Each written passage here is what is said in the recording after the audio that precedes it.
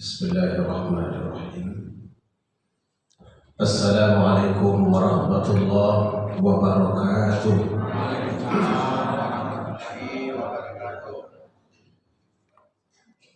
Alhamdulillahi rabbil alamin. Wassalatu wassalamu ala asyrafil mursalin wa ala alihi wa sahbihi ajma'in. Subuh ini sudah masuk ke-10 ketiga dari bulan suci Ramadan. Ibarat bertanding, yang sampai ke garis finish itu pasti tidak semuanya.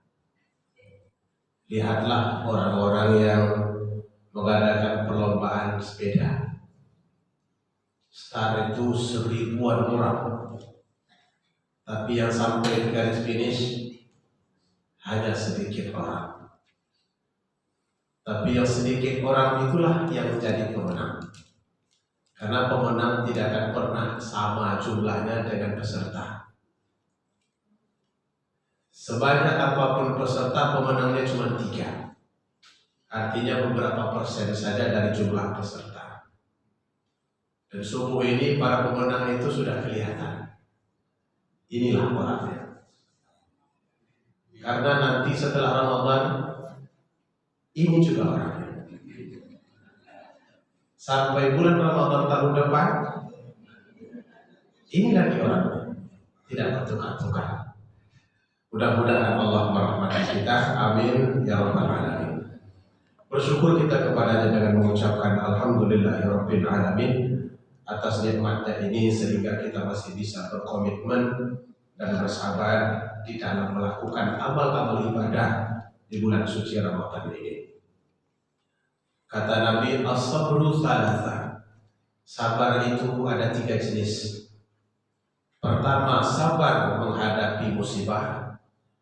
Yang kedua, sabar dalam taat. Dan yang ketiga, sabar untuk tidak melakukan perbuatan maksiat. Inilah 3 jenis sabar. Sabar dalam menghadapi musibah memang tidak bisa kita tolak kecuali dengan cara bersabar. Kita ditimpa oleh musibah, enggak sabar, enggak berlaku juga, karena tidak akan pernah kembali kepada kondisi awal. Sabar dalam taat, ternyata kalau dibanding-bandingkan, lebih berat sabar dalam taat berbanding sabar dalam musibah. Banyak orang yang bisa bersabar dalam musibah, tapi tak banyak orang yang sabar dalam taat. Karena ketika kita taat itu banyak sekali gangguan. Mulai dari kebosanan yang ada pada diri kita sendiri, sampai kepada lingkungan, hingga nanti syaitan juga ikut mengganggu ketaatan. Makanya ketika kita sedang beramal ibadah itu dia sedang asik-asiknya memberikan gangguan. Dan yang ketiga, ada namanya sabar di dalam tidak melakukan perbuatan maksiat. Bila dibuat poin, maka ini nilainya 10, ini 70, yang ketiga 300. Jauh lebih besar pahala sabar untuk tidak melakukan perbuatan maksiat. Kalau ada orang menyodorkan uang ke kita sebagai pengurus, sebutlah pejabat, lalu ada yang datang membawa uang ke kita, kalau 200.000 itu biasa, tak akan kita terima. Tapi kalau 2,5 miliar, kira-kira kita terima apa tidak? Biasanya kita telepon dulu kepada nyonya di rumah. Ini ada uang 2,5 miliar. Langsung terputus teleponnya. Rupanya dia pingsan mendengar 2,5 miliar. Beberapa menit kemudian dia telepon balik, kok putus? Pingsan sebentar Pak dengan 2,5 miliar. Terima apa tidak? Terima aja lah Pak. Tapi masuk penjara, sehidup semati kita nanti. Papa masuk penjara, saya pun di luar penjara. Gak akan pernah dia ikut masuk. Kalau ada orang yang bisa menahan diri tidak melakukan itu merupakan sabar tingkat tinggi. Tak ada yang lebih tinggi daripada itu. Apalagi di zaman sekarang ini ibu bapak itu susah sekali. Tapi ada orang yang bisa begitu. Saya dulu waktu tinggal di Malaysia, ada seorang ibu bekerja di Samsat. Rupanya di dalam pengurusan Rodtek ini STNK, pajak. Orang menitipkan uang kepada beliau, tapi kecil memang, 2 ringgit cuma. Hanya yang 2 ringgit ini diselipkannya di buku, dan kemudian ditulisnya, hari ini tanggal sekian, si fulan menitipkan uang 2 ringgit. Catatannya uang ini tidak diketahui itu apa. Ditulisnya dalam bukunya. Sampai di rumah ditengokkannya ke suaminya. Suaminya orang dinas kesehatan Kementerian Kesehatan Malaysia. Itu dibahasnya berdua. Jangan dipakai uang ini. Kalau ada kelak orang bertanya, maka kembalikanlah uang ini ke negara. Sampai begitu. Tapi cuma 2 ringgit. Ya kalau 2 juta ringgit nggak tahu lah seperti apa itu. Kita ini kan kalau sudah nampak uang itu payah. Pandangan mata itu langsung nenau. Tahu nenau? Nana. Mata itu bisa jadi hijau. Maka disebut oleh Nabi, ad-dunya hulwun. Dunia itu manis, wahadirun, dan hijau. Orang kalau sudah nampak dunia tanpa dipandang dengan rasa takut, maka dia akan merubah matanya menjadi hijau. Karena itu mudah-mudahan kita ini adalah orang yang bersabar, walaupun sabar tingkat awal, hingga kita nanti sampai di penghujung bulan suci Ramadan. Amin ya rabbal alamin. Kemudian salawat dan salam kepada Nabi Muhammad SAW. Allahumma salli ala Sayyidina Muhammad wa ala ali Sayyidina Muhammad. Jemaah sekalian yang Allah muliakan, kalau kita bertanya buah terbesar yang dibawa oleh bulan suci Ramadan ini, namanya pengampunan. Kenapa begitu? Sebab dari awal memang Nabi sudah menyampaikan, orang yang masuk ke dalam bulan Ramadan lalu dia keluar tapi tidak mendapatkan keampunan, maka orang seperti itu adalah orang yang celaka. Celaka ini mungkin dalam bahasa kitanya ya celako. Apa makna celaka itu? Kalau kecelakaan tahu ya, celaka. Celakalah engkau. Artinya sesuatu yang buruk bakal terjadi. Kalau ada anak perangainya buruk, maka anak itu disebut anak celaka. Kalau ada orang yang melaju kencang, lalu kemudian terkejut nenek-nenek yang mau datang ke masjid, menyumpahnya, celaka. Itu orang yang naik kendaraan itu takut. Kalau nanti setelah itu dia akan kecelakaan. Artinya situasi yang paling buruk itu adalah celaka. Tabbat yada Abi Lahab wa tab. Celakalah Abu Lahab secelaka-celakanya. Kalimatnya juga celaka. Fawailul lil musallin. Celakalah orang yang sholat, yaitu orang yang lalai dalam sholatnya. Wailul lil mutaffifin. Celakalah orang yang mengurangi timbangan. Jadi kata-kata celaka itu menunjukkan kondisi yang sangat menakutkan dan sangat berbahaya. Orang yang masuk ke dalam bulan Ramadan, kata Nabi, lalu keluar lagi, tidak diampuni oleh Allah, maka orang seperti ini disebut dengan orang yang celaka. Kenapa celaka? Biasanya ibu bapak, orang kalau tidak dapat sesuatu di luar musim, maka itu dianggap wajar.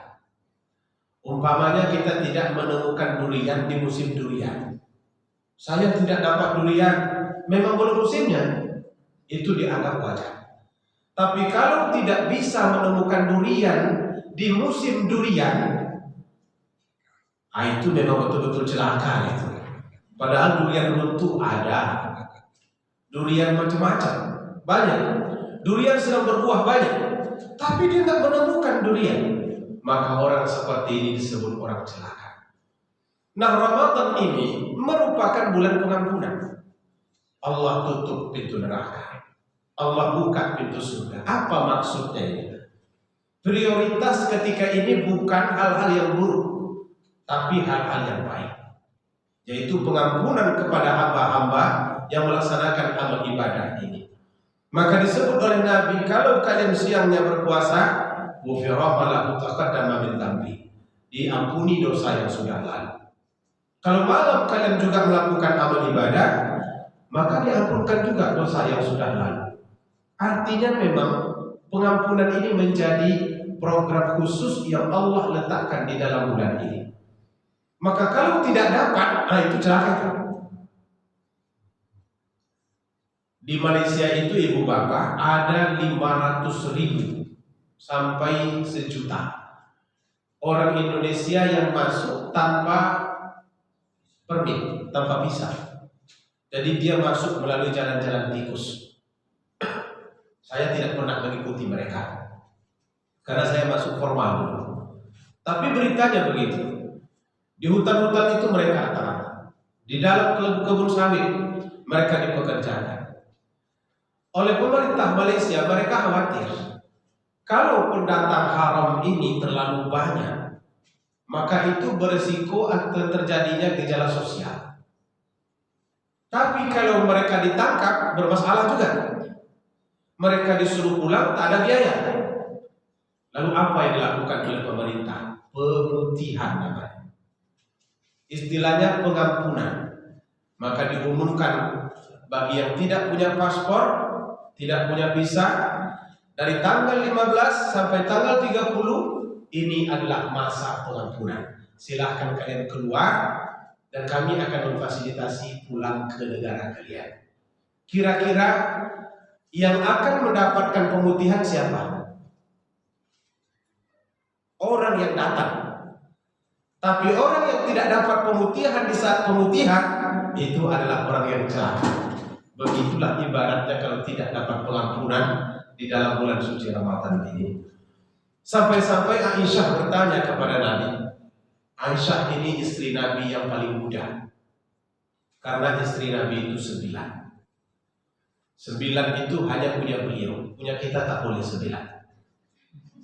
Kita paling maksimal 4. Ibu-ibu setuju tidak?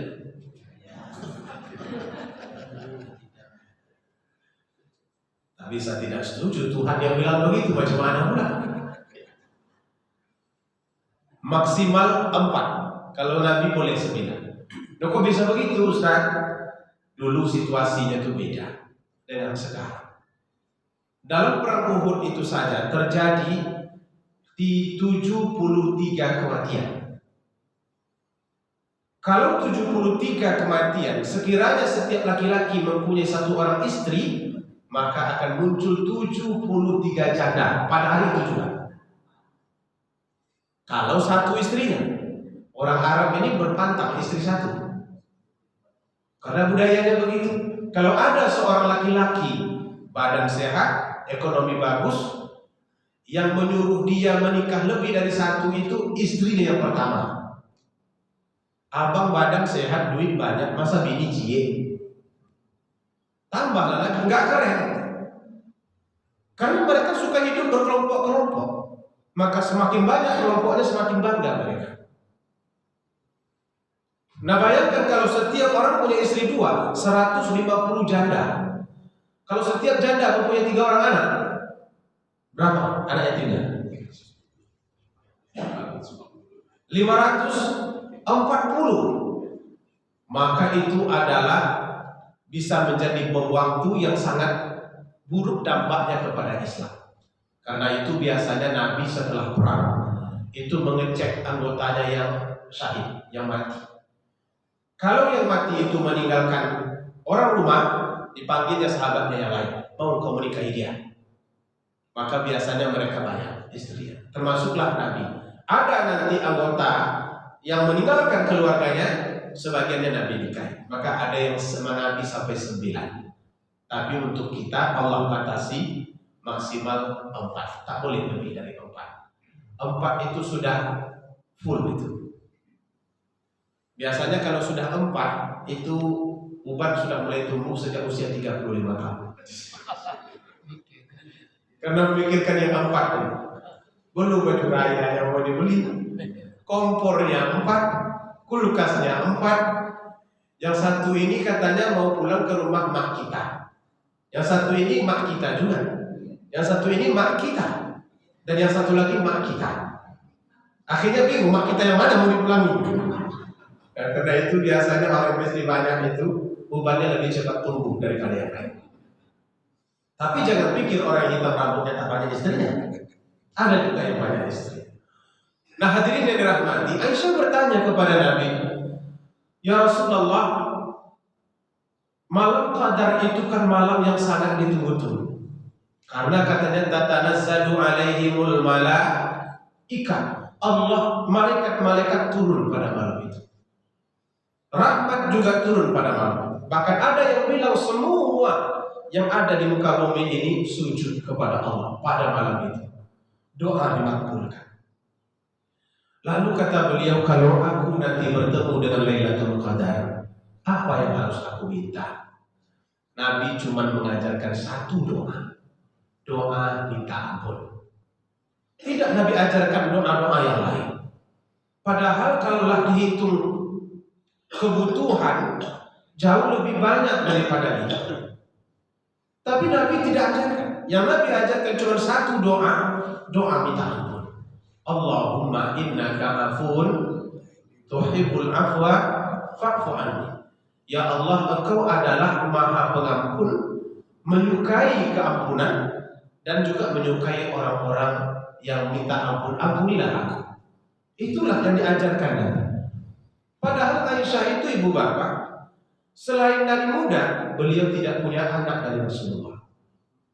Logika kita, orang kalau sudah menikah, apalagi suami orang hebat, Nabi itu pasti kepengen punya anak dari dia. Betul kan ibu? Ini suami hebat ini. Masa meninggal nanti nggak ada keturunannya? Jangankan Nabi ibu bapak, RT saja buat kepengen punya keturunan dari dia. RW, apalagi seorang Nabi. Tapi kenapa Nabi tidak mengajarkan kepada Aisyah, mintalah anak, mintalah rezeki, mintalah supaya kaya, mintalah ABC, banyak yang perlu diminta dalam hidup ini. Beliau tidak ajarkan, cuma dia ajarkan satu, minta ampun. Kenapa bisa begitu? Keampunan itu adalah kunci dari segala nikmat-nikmat yang lain. Kalau Allah sudah memberikan keampunan, maka nikmat-nikmat yang lain itu akan datang sendiri. Jangankan Allah yang Maha Agung ibu bapak, istri kita saja, kalau dia sedang marah ke kita, jangan pernah minta apa-apa, tak akan diberikannya. Betul tidak tuh yang saya sebut itu? Sudah 3 hari merajuknya, entah apa yang dirajukan, kita minta, nggak bakal diberi. Buatkan papa kopi, sambil nyuci piring dia ngomong, kopi saset, judulnya kopi luwak. Dispenser sedang dicokkan, tuh nampak hidup tuh. Gelas sudah saya cuci, itu ada di dalam. Apa salahnya ambil dengan koyakan Tuhan dalam gelas tuh? Kenapa tunggu juga saya dari pagi begini? Enggak, saya nontonnya di film Pak. Ternyata di film itu mau pengalaman memang. Kebanyakannya begitu memang. Dari pagi gak berhenti tunggu juga saya. Akhirnya suaminya membuat sendiri. Tapi kalau sudah dibuat sendiri setelah diomelin begitu ibu-ibu, bapak, kopi itu tidak seenak yang biasa. Terasa gulanya menurun drastis. Kok gak manis ya? Biasanya manis. Kopi itu juga. Tapi sekarang dibuat setelah diomelin, hilang manisnya. Sebetulnya bukan manis kopi itu yang hilang. Karena rasa enak makanan itu tergantung pada hati. Kalau hati sedang tidak enak, enak pun makanan itu jadi tak enak. Ini tak enak karena diomelin istri. Akhirnya karena sudah 4 hari dia diam, merajuklah balik ke rumah orang tua, bungkus kain dengan kain sarung,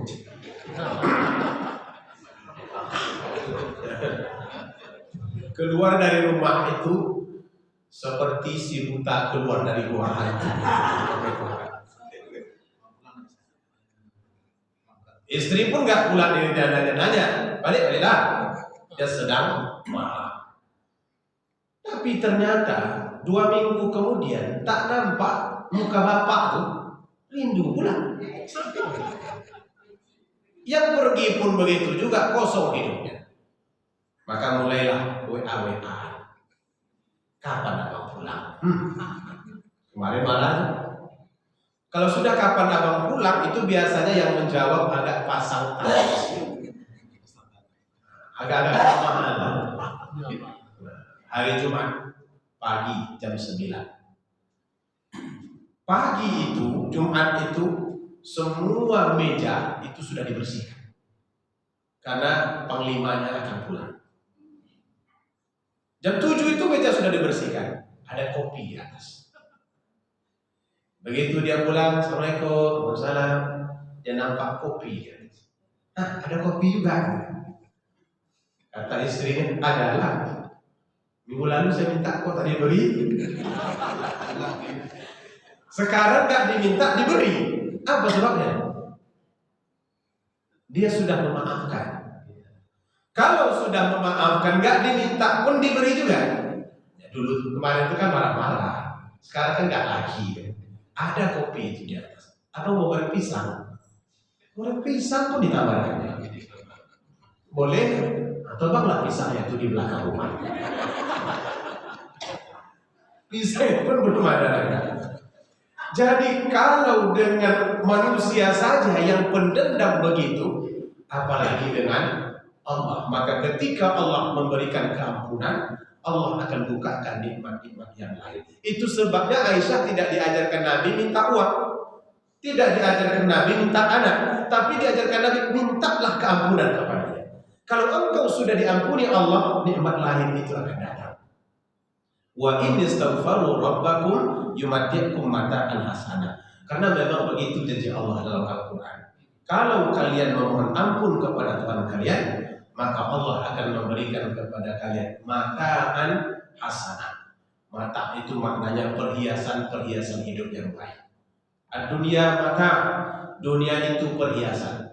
Wa khairu mata'iha zaujatul salihah, al-mar'atu salihah. Dan sebaik-baik perhiasannya adalah perempuan atau istri yang salihah. Maka kalau istri kita tidak salihah, berarti kita belum diberikan perhiasan hidup terbaik. Sebaiknya cari yang solehah. Nah kalau tidak menderita Bapak Ibu, kalau diandalkan terus yang tak solehah itu, hidup ini tidak diciptakan untuk menderita. Kan banyak lagi yang solehah-solehah yang lain yang bisa diandalkan. Nah tentu sebagai seorang hamba yang taat, hamba yang baik, kita ingin diberikan keampunan oleh Allah Subhanahu wa Ta'ala. Apalagi bulan ini kan terbatas cuma 30 hari. Kita juga tidak mau dikatakan celaka. Lalu bagaimana caranya supaya kita diampuni Allah? Pertama, segera melakukan pengampunan setelah melakukan dosa. Artinya jangan ditunda. Begitu buat dosa, minta ampun langsung. Karena itu lebih baik.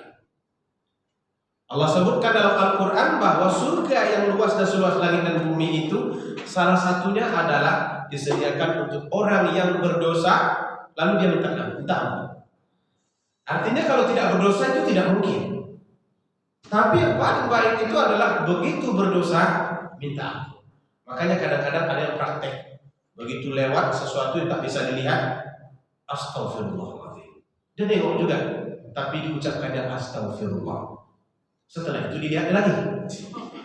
Karena penasaran, terlalu cepat berpaling katanya. Seperti apa itu?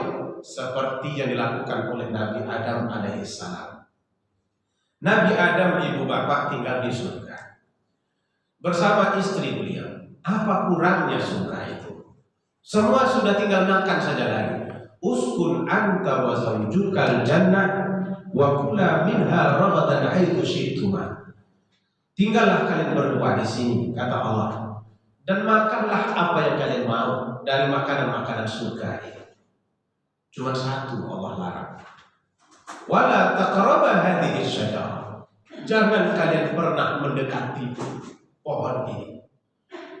Allah tidak beritahu kepada Adam kenapa pohon itu tidak boleh didekati.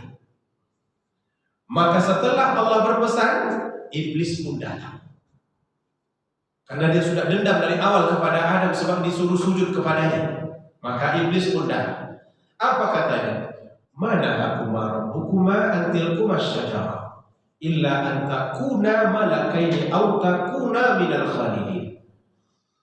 Allah sebetulnya melarang kalian mendekati pohon itu karena Allah tidak mau kalian lama-lama di dalam surga ini. Dan Allah juga tidak mau kalian jadi malaikat. Karena surga ini untuk para malaikat, kalian untuk di dunia. Ditanya iblis, mau tidak lama di surga ini atau sebentar? Ya tentu lama jawabannya. Dia yang sudah merasakan hebatnya surga. Jangankan dia yang sudah merasa, kita yang belum nampak saja surga itu. Nggak mungkin kita mau sebentar. Mudah-mudahan Bapak Ibu masuk surga semuanya. Cukup 2 hari. Mau berapa lama? Akan selamanya. Apalagi Nabi Adam yang sudah merasakan. Maka bila disampaikan oleh iblis, kalau kalian mau lama, maka makanlah buah pohon itu. Itu godaan iblis. Lalu kemudian ditutupnya cara dia ini. Inni lakuma minan nasihin, katanya. Aku ini hanya sekedar memberikan nasihat kepada kalian berdua. Kalau kalian ikuti bagus, kalau tidak ya terserah kalian. Begitulah cara iblis itu memberikan godaan. Seolah-olah kadang-kadang dia memihak ke kita. Dan kalimat-kalimat begini banyak dipakai oleh orang dunia. Bapak kalau mau cepat, begini caranya Pak.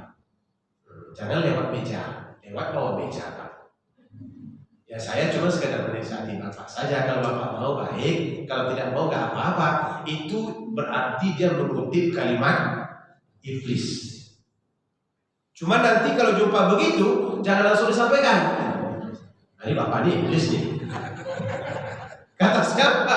Kata Ustaz kami yang bicara itu. Tapi kalimat iblis itu begitu, seolah-olah dia care betul kepada kita. Nah, Nabi Adam karena dia melihat iblis itu sangat care, maka dimakannya buah yang dilarang oleh Allah, pohonnya didekati. Mendekat saja tidak boleh, apalagi memakannya. Dicobanya, falamma dzaqa syajara. Dzaq itu maknanya mencicipi. Artinya bukan satu keranjang dimakannya, bukan 1 kilo, dicicipi baru. Begitu dia mencoba memakannya, badat lahuma sawatuhuma wa tafiqa yakhsifani alaihima min warqil jannah. Maka nampaklah oleh mereka aurat mereka, pakaiannya hilang. Kata Imam Ibnu Katsir di dalam tafsir beliau, sampai Nabi Adam itu berlari-lari dalam surga karena tidak memiliki pakaian. Diambilnya lah daun-daun surga, ditutupnya kepada auratnya. Dan disitulah Allah berkata kembali kepada mereka, alam anhakuma antilkuma syajarah. Bukankah sudah aku larang kalian jangan mendekati pohon itu? Wa aqul lakuma inna syaitana lakuma aduwwun mubin. Dan aku juga sudah bilang syaitan itu musuh kalian yang nyata. Kenapa kalian ikut juga? Nabi Adam dan Hawa yang menyadari kesalahannya baru saja dilakukan, mereka pun akhirnya memohon ampun dengan ucapan Rabbana zalamna anfusana wa illam taghfir lana wa tarhamna lanakunanna minal khasirin. Kami sudah menzalimi diri kami sendiri ya Allah. Kalau Engkau tidak mengampuni kami, maka niscaya kami akan menjadi orang-orang yang rugi. Jadi bukan tak berdosa, ada dosanya, tapi yang terbaik itu adalah yang mohon ampun setelah dosa itu dilakukan dengan cepat. Jangan dibiarkan lama-lama. Karena lama-lama nanti dosa itu semakin lama semakin banyak dan numpuk. Itu langkah pertama. Ini banyak ini ibu bapak, nggak apa-apa. Ini baru dicari ya. 17.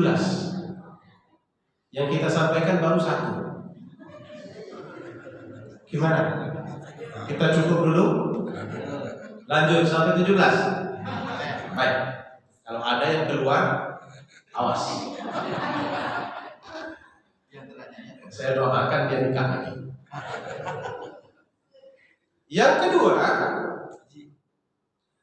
cara untuk mendapatkan keampunan itu, tubu ilallahi taubatan nasuha. Taubatlah kepada Allah dengan taubat nasuha. Taubat nasuha itu ada yang bilang taubat seperti nasuha, karena ada yang mengatakan nasuha itu nama orang. Tapi lebih banyak ulama mengatakan nasuha itu sifat. Taubatlah kepada Allah dengan sifat-sifat tertentu. Maka mereka buat kategori taubat nasuha itu, pertama, taubat yang muncul dari penyesalan dari hati. Yang kedua, diiringi dengan istighfar. Dan yang ketiga, ada usaha untuk tidak kembali lagi ke sana. Yang keempat, ada pula usaha untuk mengganti perbuatan baik buruk itu dengan perbuatan baik. Inilah komponen taubat nasuha itu. Pertama, ada sesal. Menyesal aku dulu melakukannya. Dan kadang-kadang tidak perlu disebut, terasa di dalam hati ini Bapak. Kalau sudah ada terasa dalam hati perasaan menyesal, ada kalanya diiringi oleh tetesan air mata, maka ini disebut dengan komponen utama taubat nasuha. Ada seorang perempuan di zaman Nabi, dia berzina, padahal sudah bersuami dan sudah pernah menikah. Hamil dia, datang dia kepada Rasulullah, minta dihukum.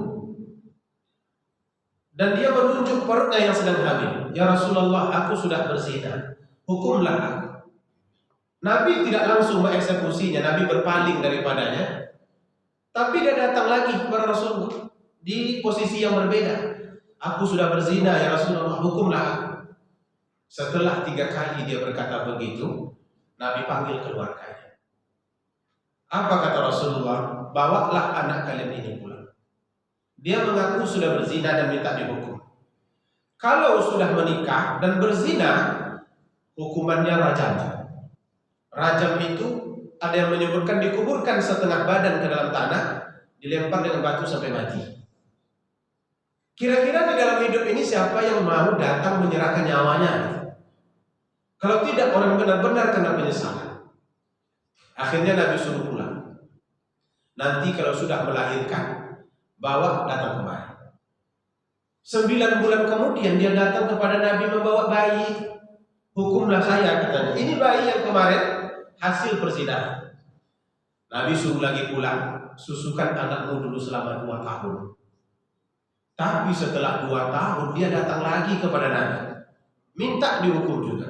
Padahal kalau 2 tahun itu ibu bapak jalan kaki dia dari Mekah, itu sudah sampai di Papua Barat. Nggak mungkin Nabi mencarinya lagi. Karena sedangkan orang Jawa itu saja naik sepeda berapa bulan? 7 bulan. Cuma 7 bulan sampai di Mekah. Jalan kaki sampai di Papua Barat. Kalau sudah sampai di Papua Barat, Nabi datang ke sana, Nabi bingung, Nabi mana orang Arab, mana orang Papua. Nggak akan dihukum lagi, tapi apa yang menyebabkan dia datang lagi setelah 2 tahun?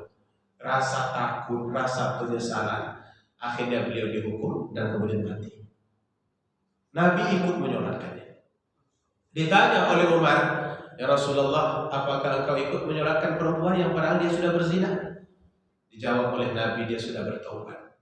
Bahkan taubatnya itu kalau dihimpunkan, dibagi-bagikan dengan 70 orang Madinah, taubat itu jauh lebih besar daripada 70 orang itu.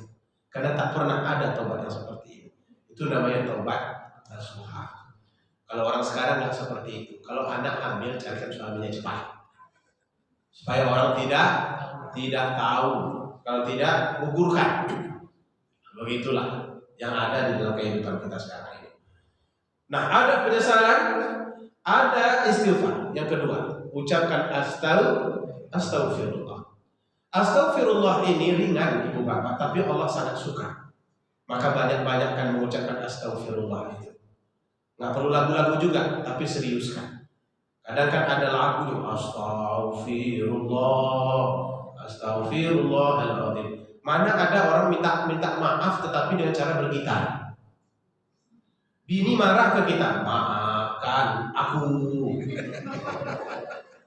maafkan aku, oh my bad. Kalau begitu gayanya, usirnya enggak. Kita maaf tak begitu loh bang, tapi pegang tangannya, maafkan aku. Kecilkan suara, maafkan aku. Abang berjanji untuk membuatnya lain kali. Dia salah dengar, dipikirnya tidak membuat, rupanya membuatnya lagi. Kemudian yang ketiga, cara agar kita diampuni Allah Ta'ala itu minta lebih banyak. Tadi sudah kita sampaikan, Nabi mengucapkan astagfirullah itu sampai 100 kali dalam satu hari. Padahal beliau orangnya baik, beliau pemaaf, nggak pernah dendam, kata-katanya selalu baik, lembut. Kalau beliau diundang nggak pernah tidak hadir, adil. Sebaik itu Nabi itu bahkan dikatakan maksum, terpelihara dari dosa. Malah dia memohon ampun kepada Allah itu sampai 100 kali dalam satu hari. Nah, apa sebabnya itu kira-kira? Sebetulnya Nabi ingin mengajarkan ke kita, aku saja yang tak ada kesalahan 100 kali, mestinya tuan-tuan kalian ini katanya yang bergelimang dengan kesalahan mestinya lebih dari itu. Cuman kan kadang kita ini terlalu formal ya bapak, formal dan ekonomis. Ekonomis bukan hanya di dalam uang, dalam istighfar pun ekonomis juga. Istighfar itu cuma 3 kali sudah subuh, 3 kali sudah asar, 3 kali sudah maghrib, 3 kali 15. Nah di luar itu rasa-rasanya sudah jarang sekali mengucapkan astagfirullah. Padahal Allah sangat suka dengan kalimat itu. Kemudian yang keempat, jangan pernah bosan meminta. Ngototlah. Ada yang menyebutkan mintalah kepada Allah itu seperti anak yang meminta kepada ibunya. Kalau ada anak meminta kepada ibunya, dia biasanya tidak akan mau berhenti sampai dia dapat benda. Ibunya sedang potong bawang di dalam, dipegangnya bajunya. Bu, belikanlah adik handphone. Ibunya tak peduli, masih potong bawang juga. Sudah ditarik-tarik bajunya, 3 kali minta, ditepuknya tangannya. Apa nih? Handphone apa nih? Pisau dia kena nanti. Pergi sana. Pergi juga, tapi dia sambil menangis. Kenapa? Dia punya harapan supaya handphone itu dapat. Masuk dia di kamar, ditutupnya pintu.